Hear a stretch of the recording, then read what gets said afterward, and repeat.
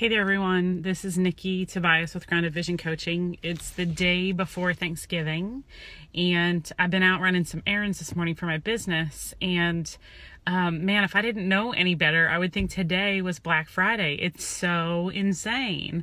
And not just at the grocery store, but like at all the stores and on the roads. And I know lots of people are traveling, but it feels like lots of people are off and running errands. And, you know, I observed a lot of almost accidents, right? A lot of near misses as people are in a hurry and maybe they're distracted by their phones or their kids in their car or just whatever's going on in their heads.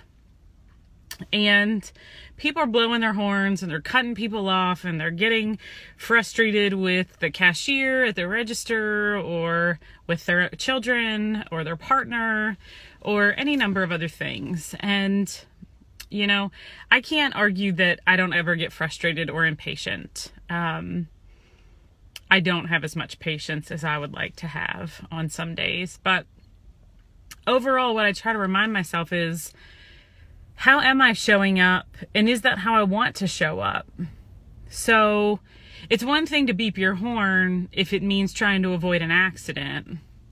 It's something else to blow the horn to just prove that you're angry with someone and to maybe try to embarrass them in front of everyone else. And, you know, in the line at any store, grocery store, or somewhere that maybe you're holiday shopping, you know, we can stand in line and huff and puff and be frustrated with the people in front of us or behind us or the cashier. But does that make the line go any faster? Not as far as I can tell. I think sometimes then the universe even makes the line that I'm frustrated with standing in go slower in an attempt to teach me to be more patient and to understand my perspective in the world, right? That we are all human beings living a really human existence with lots of other complicated human beings doing the very best we can all the time. And so just the other day, I was visiting with a friend at her business, and a customer came in and had a little boy, and the customer was trying to pay attention. The little boy was like in the Halloween candy dish and, you know, kind of all over the place and really distracted. And so I just went and started talking to the little boy because I figured it helped my friend do her business better. It helped this little boy's dad do his business better. And the little boy wasn't bored and, you know, creating a bunch of havoc. And so did that change that little boy's day? I don't know. Maybe, maybe not. Or the dad's day or my friend's day. I don't know. I maybe not.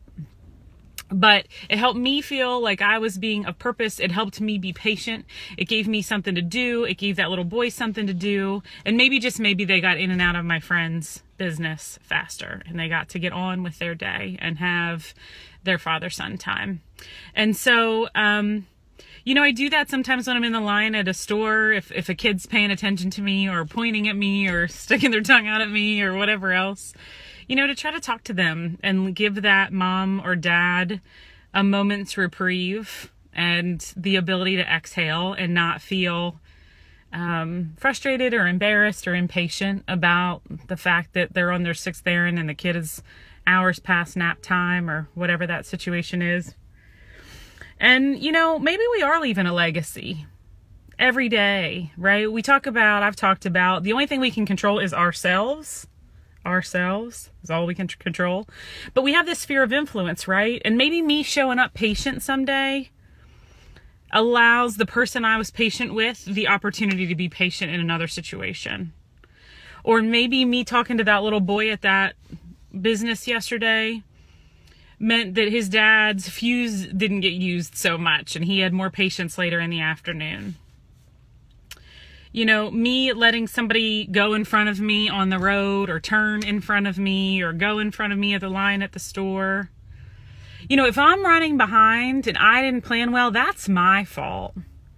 That's probably not anybody else's fault.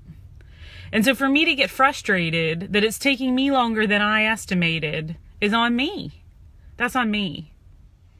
And, you know, blowing my horn at somebody in town who, you know, cut me off or tried to butt in front of me or whatever, getting really impatient at the line at the store, I'm not sure it makes it any better. Like I said, typically it doesn't mean it goes any faster. And now you've just put all that like bad vibe crap out into the world. And if you believe in the law of attraction, what you give your time, energy, and attention to is attracted to you. It grows.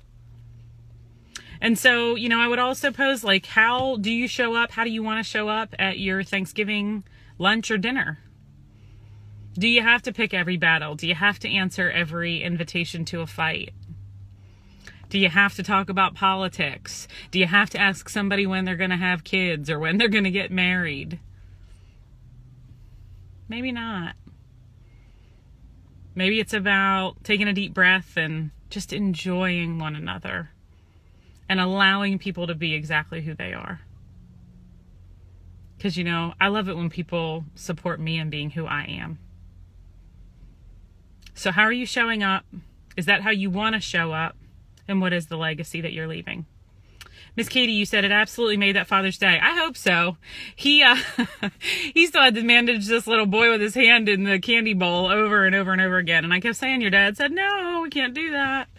You know, so Dad was probably more distracted than he wanted to be, but hopefully it helped, right?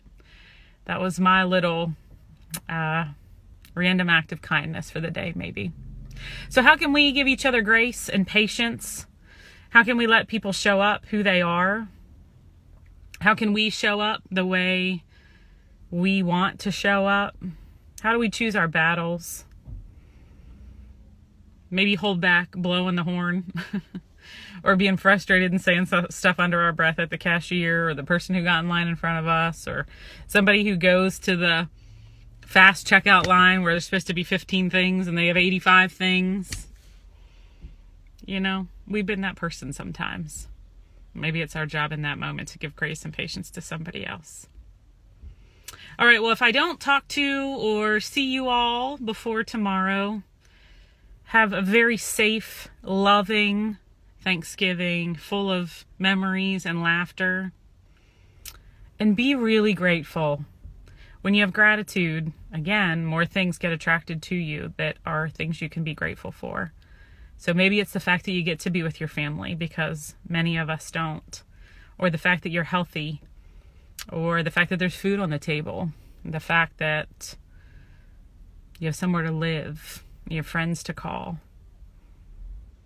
You have something to celebrate. So I hope you revel in that. That there are always things to be grateful for. And to truly feel it, to take it in. Put your hand on your heart if you need to. Feel your heart while you breathe. You have something to be grateful for. And so until we talk again, happy Thanksgiving. I'll see you soon. Bye for now.